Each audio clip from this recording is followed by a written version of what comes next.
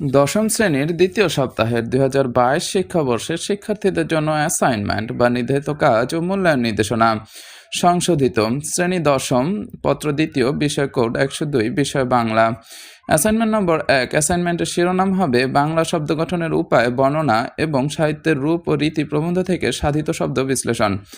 Assignment প্রণয়নের নির্দেশনা হবে উপসর্গ, প্রত্যয় ও সমাস বাংলা শব্দ গঠনের এই ৩ উপায় সম্পর্কে বর্ণনা করতে হবে। ২. সাহিত্যের রূপ ও রীতি প্রবন্ধ থেকে উপসর্গ ও প্রত্যয় সাধিত শব্দ শনাক্ত করে বিশ্লেষণ করতে হবে। ৩. সাহিত্যের রূপ ও রীতি প্রবন্ধ থেকে সমাস সাধিত শব্দ শনাক্ত করে বিশ্লেষণ করতে হবে। অ্যাসাইনমেন্ট প্রণয়নের প্রদত্ত নির্দেশনা ও রুবিক্স অনুযায়ী এখন আমরা অ্যাসাইনমেন্টের সমাধান অংশে চলে যাই।